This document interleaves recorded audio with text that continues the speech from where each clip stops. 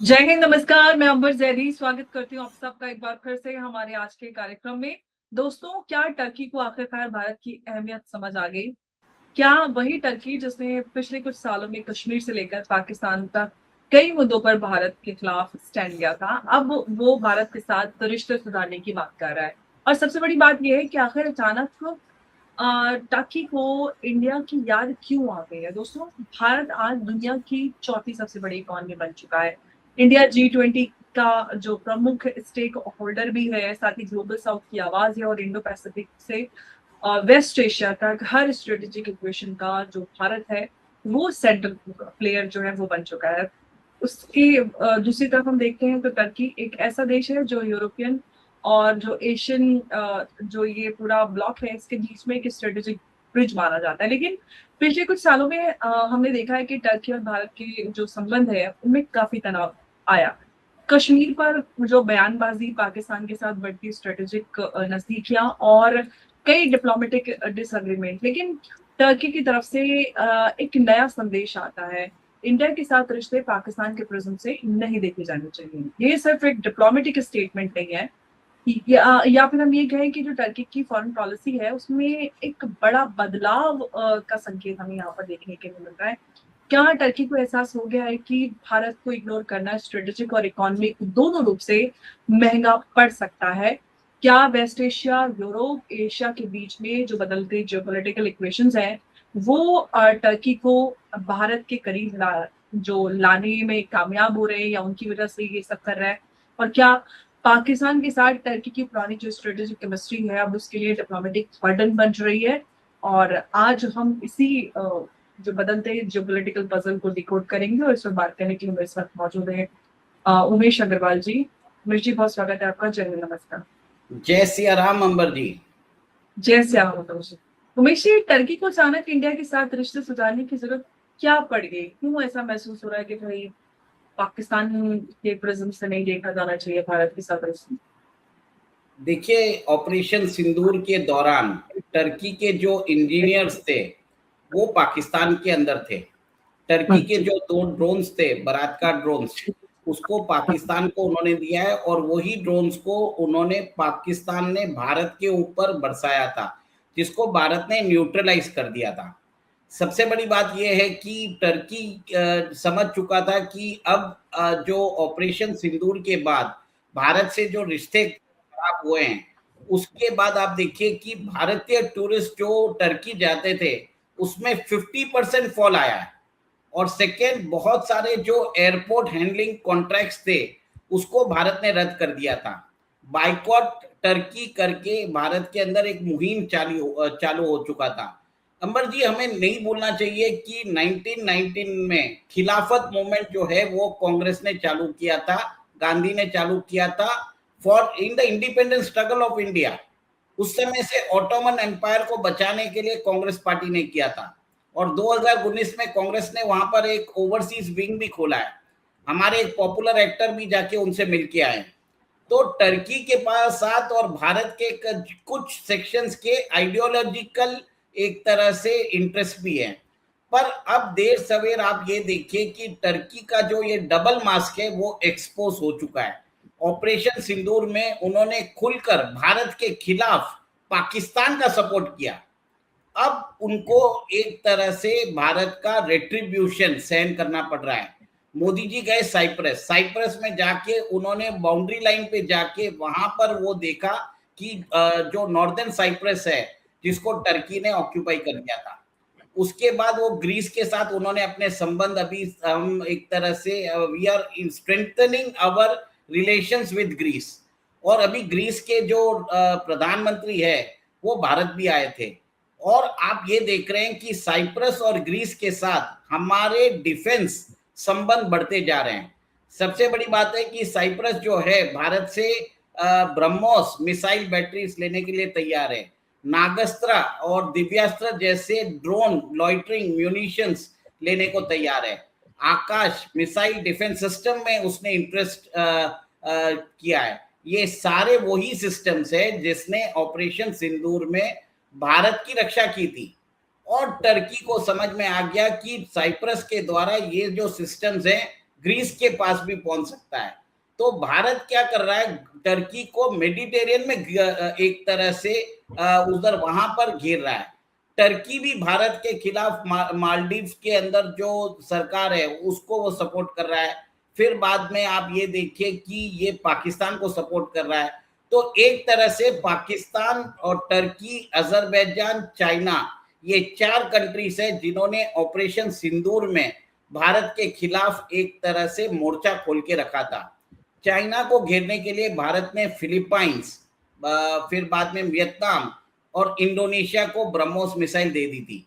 अब अजरबैजान को काउंटर करने के लिए आर्मीनिया ने भारत से $2 बिलियन की मिसाइल्स और डिफेंस सिस्टम्स लिए हैं, और उन्होंने ये सारे मिसाइल डिफेंस सिस्टम्स कुछ दिन पहले अपने रिपब्लिक डे परेड पर डिस्प्ले किए। आप ये देखिए, बहुत इंपॉर्टेंट चीज है क्योंकि आर्मीनिया एक यूरोपियन कंट्री है। एक और एक चीज आप देखिए कि अब टर्की को उसी की बाउंड्री में घेरने की कोशिश कर रहा है। टर्की जो है अपना जो मैरीटाइम बाउंड्री है बढ़ाने की कोशिश कर रहा है, और अगर भारत के मिसाइल डिफेंस सिस्टम्स, भारत की मिसाइल्स उधर तैनात होती है तो भारत के टेक्नीशियंस भी उधर जाएंगे। तो भारत का एक तरह से अनऑफिशियल बेस जो होता है वो वहां पर बन जाता है। सेकेंड, आप देखिए आईमैक के अंदर भी एक तरह से भारत और ग्रीस के बीच में कोऑपरेशन हो रहा है, साइप्रस के साथ भी एक तरह से कोऑपरेशन हो रहा है। तो मैरीटाइम रूट्स के ऊपर भी हो रहा है, और दूसरे इंटरेस्ट के हिसाब से ब्रॉड बेस्ड स्ट्रेटेजिक पार्टनरशिप बनाई जा रही है। सबसे बड़ी बात है कि इंडिया और ग्रीस दोनों मिलके अभी रफाल जेट्स ले रहे हैं, तो फ्रांस भी जो है वो मेडिटेरियन में इन्वॉल्व हो रहा है। सबसे बड़ी बात है कि नेटो जो है वो खत्म होने के जैसे लग रहा है, और टर्की जो है नेटो का मेंबर है। देखिए, टर्की ने पाकिस्तान को सपोर्ट भी किया है, वो टर्की पाकिस्तान को सबमरीन टेक्नोलॉजी दे रहा है, अपना 5th जनरेशन फाइटर एयरक्राफ्ट जो कान है उसके लिए भी वो पाकिस्तान के इंजीनियर्स को ट्रेन कर रहा है, वो पाकिस्तान के अंदर उसकी असेंबली लाइन भी बना रहा है। सबसे बड़ा बात यह हुआ कि पाकिस्तान के अंदर अब प्रॉब्लम्स चालू हो गए हैं, पाकिस्तान के अंदर बिजली और पानी की किल्लत चालू हो गई है। चाइना ने उनको जो 36 J-10C अपने फाइटर जेट्स बेचे हैं उसके 20 के तो उन्होंने बेच दिए, बाकी 16 उन्होंने विदड्रॉ कर दिए क्योंकि पुराने पैसे नहीं आए। तो एक तरह से पाकिस्तान जो भिखारी नेशन है, जो उसको समझ में आ गया टर्की को, एक तरह से वो उनके ऊपर इकोनॉमिक लायबिलिटी है। सेकेंड, पाकिस्तान के ऊपर भरोसा नहीं कर सकते, पाकिस्तान ऑलरेडी मुस्लिम नेटो बनाने के लिए चक्कर में है, और उसने अभी सऊदी अरेबिया, इजिप्ट, कतर और बाकी मुस्लिम नेशंस को वो अपनी तरफ कर रहा है। टर्की सोच रहा था कि पाकिस्तान से वो न्यूक्लियर वेपन्स ले लेगा और वो इस अलायंस को लीड करेगा। अब पाकिस्तान ने डबल क्रॉस कर दिया टर्की को। इसके लिए टर्की के फॉरेन मिनिस्टर भारत से भीख मांग रहे हैं कि हमें अच्छे रिलेशंस करने हैं। भारत के रिलेशंस तो ईयू के साथ भी है, भारत के रिलेशंस अमेरिका के साथ भी है, और ओन कंट्रीज के अच्छे रिलेशंस पाकिस्तान के साथ भी है। तो हमारे साथ भेदभाव क्यों? सीधा जवाब है कि ऑपरेशन सिंदूर में आपने उनको आर्म्स दिए, कश्मीर इश्यू को आप इंटरनेशनलाइज करते हो, भारत के अगेंस्ट आप काम करते हो। जब आपके देश के अंदर भूकंप आता है तो first nation to rush aid was India. ये सब भूल कर आप एक तरह से भारत के खिलाफ काम कर रहे हो, तो अच्छा उमेश जी, एक बात बताइए कि अब यहाँ से जो टर्की है उसका कश्मीर और पाकिस्तान पर क्या स्टैंड हो सकता है भविष्य में, अब जब वो भारत के साथ इस तरह से बात कर रहा है दोस्ती की है ना? देखिए, अभी तो मुझे नहीं लगता कि टर्की अपना स्टैंड चेंज करेगा, वो चेंज करने के लायक ही नहीं रहेगा, क्योंकि टर्की का जो एर्दोगान है वो खलीफा बनना चाहता है, वो पुराना ऑटोमन एम्पायर को एक तरह से खड़ा करना चाहता है। इसके लिए इस्लामिक देश में 4 कंट्रीज जो हैं वो इस्लामिक देश को लीड करना चाहती है। एक है सऊदी अरेबिया, दूसरा है ईरान, थर्ड है कतर और फोर्थ है टर्की। ये चारों नेशंस के बीच में एक तरह से कंपटीशन चल रहा है, और इन चारों के बीच में अपना उल्लू साध रहा है पाकिस्तान, जो जिसके पास न्यूक्लियर बॉम्ब है, और वो एक तरह से लोगों को बता रहा है कि हमारे पास न्यूक्लियर बॉम्ब है, हम जिसके साथ रहेंगे वो इस्लामिक वर्ल्ड को लीड करेगा। तो इस ताने बाने में टर्की की जो इक्वेशन है to lead the Islamic world वो खत्म होती जा रही है। उनकी इकोनॉमिक जो है इकोनॉमी में प्रॉब्लम्स आते जा रहे हैं, पर जो आइडियोलॉजिकल उनका जो सपोर्ट है पाकिस्तान को, वो सरफेस पे रहेगा। पर एक तरह से आप देखिए कि पाकिस्तान के साथ अच्छा रिश्ते भी निभाना चाहते हैं और भारत के साथ ट्रेड भी करना चाहते हैं। तो ये एक तरह से मेरा ये मानना है कि Turkey is seeking new trade tries reset with India. अब इंडिया को क्या करना चाहिए, सबसे बड़ी बात है कि कैसे जी, बस यही मैं आपसे सवाल पूछना चाह रही थी कि क्या अब भारत जो है वो टर्की पर फिर से भरोसा कर पाएगा और उसके लिए तैयार है? देखिए, इंडिया को तो सीधा बोलना चाहिए कि आप जो अपना सपोर्ट है, मिलिट्री सपोर्ट, पहले आप पाकिस्तान को बंद कर दीजिए। कश्मीर इश्यू पर भारत का अगर आप सपोर्ट नहीं कर सकते तो पाकिस्तान का भी सपोर्ट करना बंद कर दीजिए, आप न्यूट्रल रहिए। थर्ड, आपको अगर आपको अपनी कंट्री को बचाना है इकोनॉमिक मेस से, और हम चाहें तो आपके रिलेशंस इंप्रूव करवा सकते हैं ग्रीस और साइप्रस से, वहां पर हम शांति वार्ता स्थापित कर सकते हैं। भारत अपने आप को पोजीशन कर सकता है as one of the deal maker in the Mediterranean sea, ये सब कर सकता है। पर टर्की जो है अपना इस्लामिक चोला हटाकर वो क्या भारत से मदद लेगा? क्योंकि ये एक बहुत बड़ा स्ट्रेटेजिक क्लाइम डाउन हो जाएगा। पर पिछले दिन देखिए, ओमान के जो राष्ट्रपति है वो भारत के सपोर्ट में आ चुके हैं, यूएई के जो प्रेसिडेंट है वो भारत का सपोर्ट कर रहे हैं। देर सवेर सऊदी अरेबिया भी आ जाएगा। सऊदी अरेबिया के भी जो तेल के भंडारे धीरे धीरे कम होते जा रहे हैं, उनका जो नया सिटी है जिन्होंने उन्हें बनाया है, वो उनके लिए एक तरह से फिनेंशियल ब्लैक होल हो चुका है। अंबर जी, सबसे बड़ी बात ये हो रहा है, देर सवेर वो भी आएगा। टर्की एक तरह से भारत से डर चुका है, वो एक तरह से उसको समझ में आ गया कि भारत का जो रुतबा है वो बढ़ता जा रहा है। ओमान के साथ हम क्या कर रहे हैं, हम बोल रहे हैं डायरेक्ट पाइपलाइन बिछा देंगे। डायरेक्ट पाइपलाइन बिछा देंगे तो आप सोचिए $4 बिलियन में डायरेक्ट पाइपलाइन बिछ जाएगी, उसके बाद तो हमें कोई प्रॉब्लम ही नहीं होने वाला। टर्की को समझ में आ गया कि भारत ने अपने आप को इंसुलेट कर दिया है, पाकिस्तान को हम ठिकाने कभी भी लगा सकते हैं, और एक तरह से पाकिस्तान जो है कंगाल होता जा रहा है, उसकी इकोनॉमी जो है वो बदहाल है। आईएमएफ से पैसे मांग रहा है, आईएमएफ बोल रहा है कि आप अपने रक्षा बजट कम करो, और आसिफ मुनीर वहां पर बोल रहा है कि मुझे ज्यादा रक्षा बजट चाहिए। ये प्रॉब्लम चल रहा है पाकिस्तान के अंदर जो है। आप देखिए, कराची में बिजली और पानी नहीं है, और हर जगह एक तरह से त्राही त्राही चल रही है। तो कंट्री जो है धीरे धीरे डीके की तरफ जा रहा है, डिसइंटीग्रेशन की तरफ जा रहा है, ये सबको नजर आ रहा है। $500 मिलियन के लिए तो वो भीख मांगता जा रहा है, जबकि भारत ने कल $2 बिलियन के सिर्फ ड्रोन्स ऑर्डर दिए हैं। ये भी एक तरह से डिफरेंस है। टर्की ने समझ चुका है कि ऑपरेशन सिंदूर के बाद भारत के वेपन सिस्टम्स की मांग बढ़ी है और टर्की के जो वेपन सिस्टम्स है उसकी मांग घटी है। तो ये भी एक बहुत बड़ा रीजन है, क्योंकि पहले ऑपरेशन क्या ये रीजन भी है कि जो अर्दगान सरकार है वो भारत के जो मार्केट और इन्वेस्टमेंट अपॉर्चुनिटीज है उनको भी टारगेट कर रही है? पक्का टारगेट कर रही है। पहले उनको एयरपोर्ट हैंडलिंग के लिए जो एर्दोगान का जमाई है उसकी कंपनी हैंडल करती थी, भारत ने सारे कॉन्ट्रैक्ट कैप कर दिया था। इंडिगो एयरलाइंस के साथ इनका कुछ करार हुआ करता था। तो मेरा ये मानना है कि टर्की जो है एक लुक्रेटिव मार्केट, वो एक तरह से उसके हाथ से निकल चुका है।